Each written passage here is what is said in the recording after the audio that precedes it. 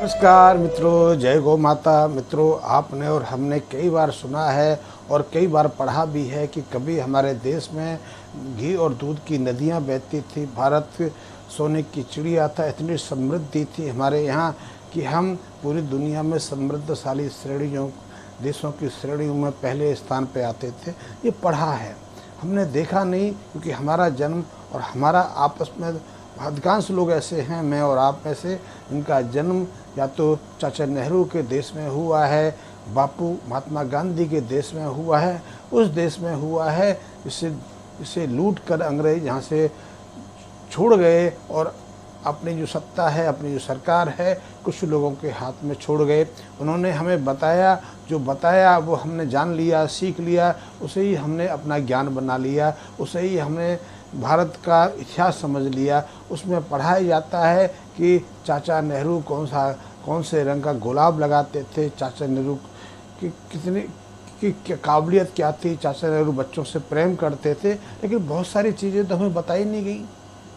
इसी तरह गांधी के बारे में बहुत सारी चीज़ें हमें बताई नहीं गई, जो हमें अब धीरे धीरे सामने आ रही हैं। अब हमें पता चल रहा है और हमें कुछ थोड़ा बहुत जो बताना चाहते थे वो बता दिया। इतिहास के बारे में भी ऐसा है कि हमें बता दिया कि लुटेरे, आक्रांता,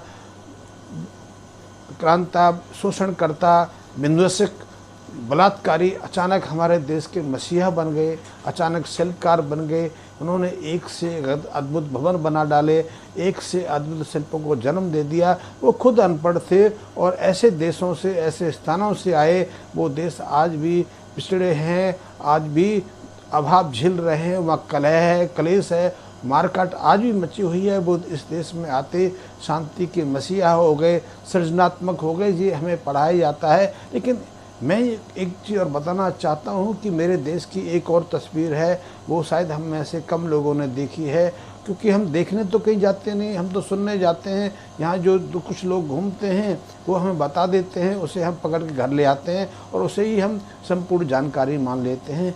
नहीं तो हमारे देश में आज भी ऐसे हजारों खंडर विद्यमान हैं, चाहे वो महलों के रहे हों, किलों के रहे हों, चाहे मंदिरों के रहे हों, चाहे तालाबों के रहे हों, बावड़ियों के रहे हों, चाहे पुलों के रहे हों। ऐसे असंख्य अस्तित्व खंडर आज भी अस्तित्व रखते हैं, जो हमें विस्मय बोधित कर देते हैं, हमें कर्तव्य विमूढ़ बना देते हैं। हम देख के हाथों पले हो जाते हैं कि आखिर इन भवनों को, इन रचनाओं को किसने निर्मित किया। ये बाहर से तो आए नहीं, ये बाहर से तो किसी ने निर्मित किया नहीं, ये तो हमारे अपने लोग थे। और यदि हमारे अपने लोग थे तो इतनी विद्वत्ता, इतनी ज्ञान, इतना उनमें विवेक कहाँ से आया है? क्योंकि हमने तो आज से 40 साल पहले, 35 साल पहले अपने देश को एक ऐसी स्थिति में पाया, यहाँ ज़्यादातर लोग अनपढ़ थे, सड़कें नहीं थी, दगरे थे, मिट्टी भरी थी।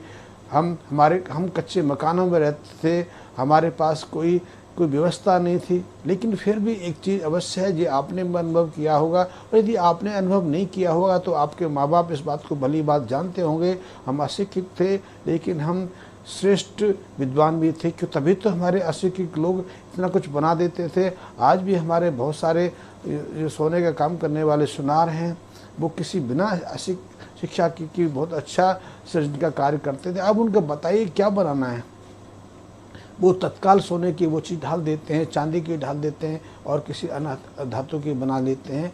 और इसी तरह लोहार को कहोगे कि ये बनाना है तो बिना किसी जो उनकी खराद की मशीन होती है उसके ना होने के बावजूद वो चीज़ बना देते हैं। इसी तरह सबकी अपनी अद्भुत क्षमता रही है। बर्तन बनाने वाले, यहाँ तक कि एक लोहार, एक कुम्हार है, हाथ से और एक पहिए से वो कितनी रचनात्मक कलाकृतियाँ बना देता है, कितने बर्तन, कितनी चीज़ किसमें बना देता है। तो ये सब अनपढ़ हैं, और क्योंकि इनके पास शिक्षा नहीं है, क्योंकि इनके पास वो शिक्षा नहीं है जो अंग्रेज चाहते हैं या हमारे जो एजुकेशन सिस्टम चाहते हैं। इसी तरह हमें बताया जाता है, आज हम देखा जाता है कि हमारी जो गाय है, गौ माता है, वो तो दूध ही नहीं देती। दूध नहीं देती तो उसको रखने का फ़ायदा क्या है। हमें तो ऐसी गाय, ऐसा पशु चाहिए जो हमारे जो बर्तन हैं, हमारे जो टैंक्स हैं, दूध से लबालब कर दे। आप अनुभव करिए कि जिस आदमी का वजन 60-70 किलोग्राम होता है, उससे आप कितना खून चूस सकते हैं, उसका कितना खून निकाल सकते हैं। एक स्त्री भी अपने जो नवजात शिशु है उसको कितना दूध पिला सकती है। क्या वो 5 लीटर दूध दे सकती है, क्या वो 10 लीटर दूध दे सकती है। वो अपने बच्चे को जितनी आवश्यकता है वो 400 से 500 मिलीलीटर के आसपास दूध देती है। उतनी ही बच्चे की इस्तेमाल करने की क्षमता है, उतनी ही उसकी उत्पादन क्षमता है। लेकिन इसके बावजूद भी यदि वो पोषक तत्व ग्रहण ना करे, पोषक खुराक ना ले, तो उसमें भी कमी आ जाती है। इसलिए हमारे यहाँ एक प्रचलन रहा है कि गर्भावस्था में और जब स्तनपान की स्थिति में स्त्री का विशेष ख्याल रखा जाए, उसे विशेष खाद्य पदार्थ दिए जाएं। वही स्थिति गाय की है। गाय का खुद वजन 250-300 किलोग्राम है, तो वो कितना दूध देती थी। लेकिन एक बात निश्चित है, आपने अनुभव नहीं किया हो, मैं तो अनुभव करता हूँ, क्योंकि मैं तो ऐसे इतिहास में, ऐसे शास्त्रों में खोता रहता हूँ, ढूंढता रहता हूँ कि आज से 100 साल पहले इस देश में ना तो किसी में खून की कमी थी, ना कोई दुर्बल था, कमज़ोर था, ना बीमार था, और लोग शतायु जीवन जीते थे। शतायु जीवन के साथ साथ वो शक्तिवान थे, पौरुषवान थे, बुद्धता में, बौद्धिक क्षमता में अपूर्व थे। आज तो ऐसी बुद्धि नहीं। आज तो क्या है, हम देखते हैं कि चारों तरफ पोषक तत्वों से भरपूर शक्तिवर्धक पदार्थों का सेवन करने के बावजूद भी आज हमारे अधिकांश बच्चों को 15 साल की उम्र से पहले चश्मा धारण करना पड़ता है। उनकी स्मृति इतनी अच्छी नहीं रहती। कुछ लोग हैं जिनमें कुछ विशेष योग्यता रहती है, और विशेष योग्यता विशेष परिवारों से संबंधित नहीं है। वो मध्यम क्लास के बच्चे हैं, मध्यम क्लास के घरों में जो बच्चे जन्म लेते हैं उनमें ही रहती है। तो इसी तरह मैं ये कहना चाहूँगा कि जो गाय है, गाय को यदि सही तरह से हम परवरिश करें, गाय के बच्चे को, गाय की बछड़ी को, बछड़े को हम सही पोषण दें, तो उनमें क्षमता है। क्योंकि आज कितनी गौशाला ऐसी हैं जिन्होंने सड़कों पर घूमते आवारा में विचरण करते, कचरे में मुँह मारते गायों को, गोवंश को अपने यहाँ संरक्षित किया, पाला। जो दूध नहीं देती थी, जो बच्चा देने की क्षमता में नहीं थी, जो उठने चल फिर नहीं सकती थी, वो उनके गौशाला में आके, गौआश्रय में आके वो सामर्थ्यवान हुई, और उन्होंने, यदि वो दूध नहीं देती थी, दूध देना शुरू कर दिया। जो बच्चे नहीं दे सकती थी, उन्होंने बच्चे दिए, और उन बच्चों की, उन बछड़ियों की, उन बछड़ों की इतनी अच्छी तरीके से परवरिश की गई, उनके खान पान को सुधारा गया, उनको अच्छा आहार दिया गया। तो जो इनकी माएँ आधा केजी 1 केजी दूध देती थी, उनकी बच्चियाँ, उनकी बछड़ियाँ पहले ब्यात से 5 से 7 किलो दूध तक देने लगीं, और दूसरे ब्यात के आसपास पहुंचकर उनकी दूध देने की क्षमता 12 से 15 लीटर तक होगी। तो कौन कहता है कि हमारी गौ माता के पास सामर्थ्य नहीं है।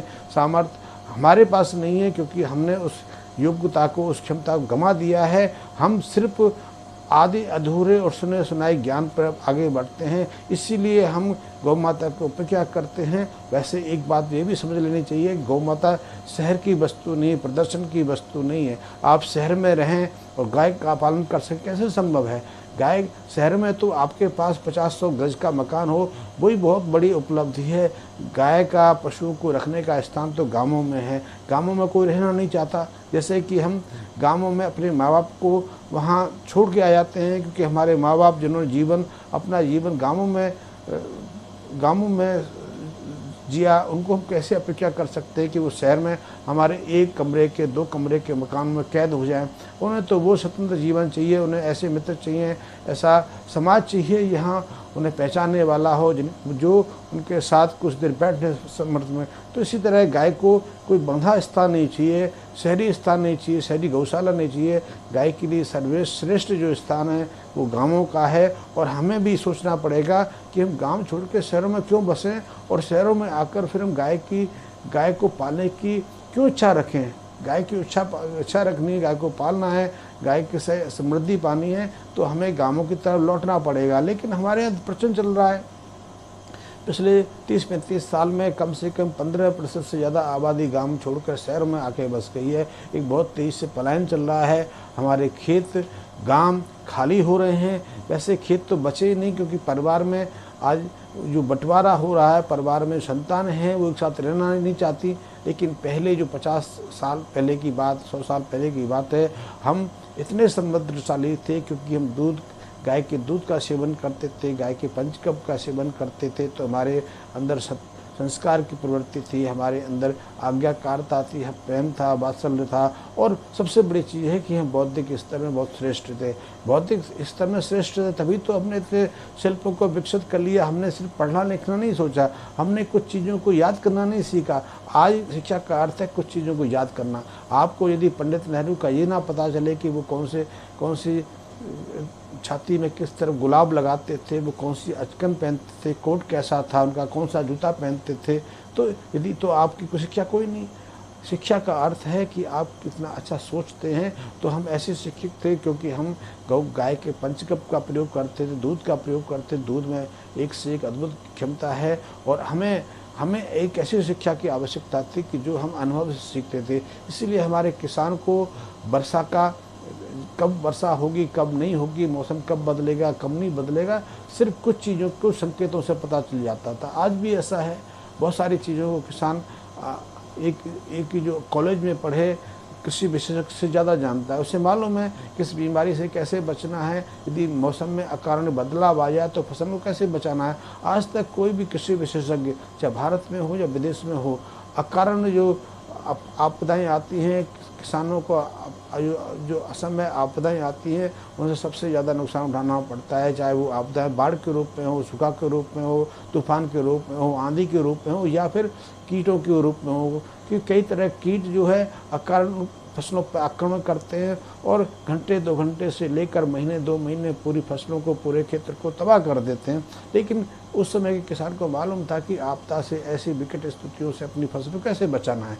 उससे कोई कॉलेज की या किसी स्कूल की शिक्षा की आवश्यकता नहीं थी, उसे विशेषज्ञों के परामर्श की आवश्यकता नहीं थी। उसकी अनुभूति थी, उसके अनुभव थे, और वो अनुभव तो पीढ़ी दर पीढ़ी थे। पीढ़ी दर पीढ़ी अनुभव से उसने ज्ञात कर लिया कि उसको अपनी फसलों को इतना सुरक्षित बनाना है कि यदि वातावरण में कोई परिवर्तन आ जाए, अकारण कोई बीमारी फैल जाए, अकारण उसकी फसलों पर कोई हमला हो जाए, चाहे वो कीट पतंगों का हो या रोग का हो, कैसे वो सुरक्षित रहें। और ये सहजता से हो जाता था। तो उनके पास ऐसी शिक्षा थी, हर तरह की शिक्षा ऐसी थी जो अद्भुत थी। आज भी हम उस शिक्षा को प्राप्त नहीं कर पाए हैं, लेकिन आगे भविष्य में शायद हमारी सोच बदले तो हम शिक्षा को प्राप्त कर लें। तो मैंने आज बताया कि हमारी गौशाला में बहुत अद्भुत क्षमता है। आज भी हम यदि गाय संवर्धन करना चाहते हैं, गाय का पालन करना चाहते हैं, तो हमें उस पद्धति को अपनाना पड़ेगा जो गाय पालन के लिए पद्धति है। गाय पालन कोई नारे की स्थिति नहीं है, नारे की वस्तु नहीं है कि हम नारा लगाएं। गाय की संरक्षित करना है, गाय को बचाना है, तो उसकी उपयोगिता के साथ साथ उसके पालन करने के तौर तरीके जो हैं, जो प्रक्रिया हैं, उन्हें समझना पड़ेगा। और सबसे बड़ी चीज़ है कि हमें शहरों की जगह गांवों में अपना निवास बनाना पड़ेगा। गांव बहुत अद्भुत हैं, उसमें गांव में पहुंचते ही आपकी बुद्धि भी बदलेगी, आपकी दिनचर्या की बदलेगी, आपकी रोग और निरोगता भी सुधरेगी, क्योंकि आप शहरों में रह के निरोगता की कामना नहीं कर सकते। तो ये सब गाँवों में जाके होगा, लेकिन गाँव तो खाली हो रहे हैं। सैकड़ों गांव खाली हो गए, हजारों हमारे देश में ऐसे गाँव हैं। और ऐसी स्थिति किसी एक राज्य की नहीं, हर राज्य की ऐसी स्थिति है जहाँ हजारों गांव जिसमें भवन बने हुए हैं, मकान बने हुए हैं, वो खाली हैं, रिक्त हैं। खेतों की देखभाल करने वाला कोई नहीं है, जंगली जानवर उन पर हमला करते हैं। तो ऐसे में आपको गांवों की तरफ लौटना पड़ेगा। तो और गांवों में लौट के आपको गाय पालनी है, तो गाय की परवरिश से करनी है। उसकी बछड़ियाँ हैं, बछड़े हैं या नंदी है, स्वयं गाय है, उसका सही पोषण करना पड़ेगा, सही आहार व्यवस्था करनी पड़ेगी, उसको सही चारा देना पड़ेगा। और सही समय से यदि हम परवरिश करेंगे तो गाय में आज भी वो अद्भुत क्षमता है कि आज भी हमारे देश में फिर से घी दूध की नदियाँ बह सकती हैं। घी दूध की नदियों से न केवल हमारा स्वास्थ्य सुधरेगा, हमारी बौद्धिक क्षमता भी प्रवीण होगी, और फिर हम एक समृद्धशाली, एक कल्याणकारी देश की स्थापना कर सकेंगे। तो इसके बारे में आप भी सोचिए, मैं भी सोचूंगा। इस विषय पर फिर चर्चा करेंगे, क्योंकि ये विषय अंतहीन है। इस विषय पर अंतहीन शोध की आवश्यकता है। यदि आपके पास भी यदि इस संबंध में कोई जानकारी हो तो मुझे सूचित करें। और यदि आपको मेरा विषय पसंद आया हो तो इस संबंध में मेरे जो कमेंट्स बॉक्स है उसमें मैसेज देके मुझे सूचित करें। और मैं आपसे फिर एक बार वही अनुनय करूंगा, वो प्रार्थना करूंगा, यदि आपने मेरा चैनल अभी तक सब्सक्राइब नहीं किया है तो उसको एक बार सब्सक्राइब अवश्य कर लें। धन्यवाद।